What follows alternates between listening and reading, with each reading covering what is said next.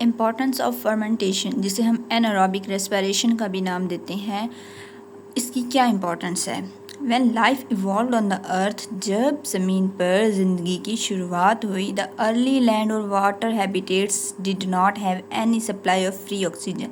तो शुरू के जो जानदार जो वाटर या फिर ज़मीन में रहते थे, उनके पास जो है वो ऑक्सीजन की फ्रीली सप्लाई नहीं थी।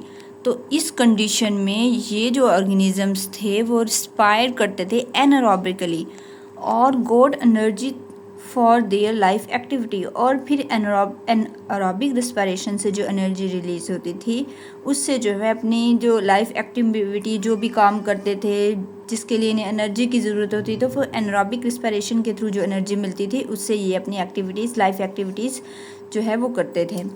अब एनारोब्स कौन से होते हैं?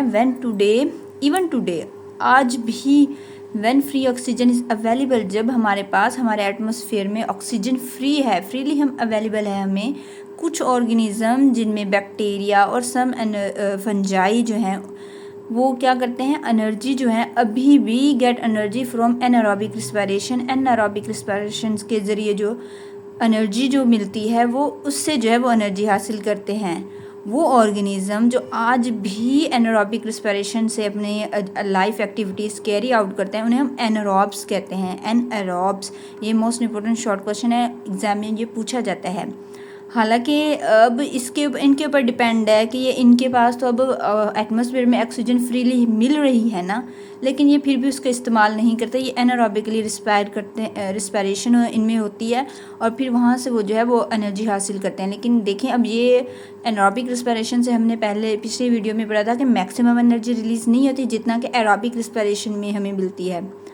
ठीक है, इन्हें हम एनारोब्स कहते हैं।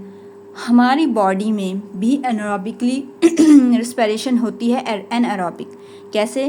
कि जो हमारे स्केलेटन मसल है ना, नॉर्मल कंडीशन में तो नहीं, जब ये स्केलेटन मसल्स हार्ड वर्किंग करें हैं, जब हम एक्सरसाइज करते हैं, जंपिंग करते हैं, रनिंग करते हैं, कोई हार्ड वर्क करते हैं, फिर हमारे पास जो होते हैं वो एरोबिक रिस्पायरेशन तो साथ साथ हो रही होती है, लेकिन जो हमारे मसल्स को है वो जल्दी से जो है वो एनर्जी दे, वो चाहते हैं कि उन्हें मिले ताकि कि वो अपना जो काम है उसे कैरी रख सकें, वो जो वर्क कर रहे हैं वो करते रहें।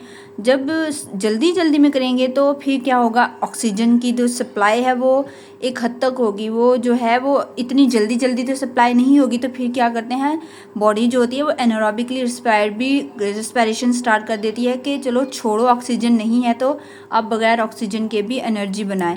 फिर क्या होता है, ग्लूकोज जो होता है वो पैरविक एसिड में कन्वर्ट होता है, फिर पैरविक एसिड जो है वो लैक्टिक एसिड में कन्वर्ट होती है और लैक्टिक एसिड जो है वो फिर स्केलेटल मसल को दिया जाता है एनर्जी के तौर पे। जो है वो स्केलेटल मसल जो है वो अपना काम करता है जो वो कर रही होती हैं। ठीक है, तो हम ह्यूमन बींग्स में भी एनारोबिक रिस्पायरेशन होती है जब हम कोई हार्ड वर्क करते हैं। हमारे कहाँ होती है, हमारे स्केलेटल मसल्स में होती है। ये इंपॉर्टेंट एमसीक्यूज है। फिर है कि scientist have use the fermenting ability of fungi और bacteria for the benefit of mankind. अब साइंटिस्ट ने इतनी टेक्नोलॉजी आ गई है कि बायोटेक्नोलॉजी के ज़रिए ये जो फंजाई और बैक्टीरिया में फर्मेंटिंग की एबिलिटी है ना एनारोबिक रेस्पिरेशन की, उसको अब उन्होंने इस्तेमाल किया है बेनिफिट ऑफ मैनकाइंड, इंसानियत या फिर इंसानों के लिए बेनिफिट, उनके फ़ायदेमंद चीज़ें बनाई है इनकी इन एबिलिटी की वजह से, फंजाई और बैक्टीरिया में, कि उनके पास ये फर्मेंटिंग एबिलिटी है उनमें, इसकी वजह से उन्होंने कुछ चीज़ें बनाई हैं जो कि हमारे लिए फ़ायदेमंद है। जैसे कि बैक्टीरिया है, अभी हमने पढ़ा था, ये एनारोब्स हैं। इससे हम क्या करते हैं, the fermenting power of bacteria used for making cheese and yogurt. हम इससे चीज़ और योगर्ट बनाते हैं। हमारे मिल्क के अंदर जो बैक्टीरिया होते हैं, फिर अब उससे जो है वो फिर योगर्ट बनती है। ठीक है, यीस्ट है, fermentation is used in braving and baking industry.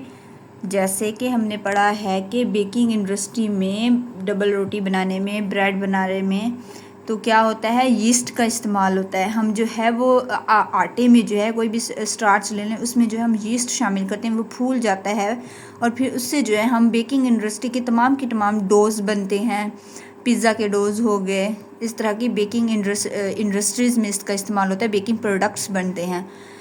और इसके अलावा ब्रीविंग में अल्कोहलिक ड्रिंक्स भी बनती हैं यीस्ट की फर्मेंटेशन की वजह से, राइट। उसके बाद एक हमारे पास फंगस है जिसे एस्पार्गलस कहते हैं। इस फंगस को इस्तेमाल करके सोया सॉस बनाए जाते हैं। Soya sauce is made through fermentation by fungus aspergillus. अब सोया सॉस जो होते हैं ये मुख्तलिफ सॉसेस बनते हैं ये इस फंजाई को, एस्पैरागुलस फंजाई को इस्तेमाल करके। और जो है उसके बाद सोया सॉस मेन फ्लेवर देते हैं हमारे फूड को। तो ये हमारा था टॉपिक।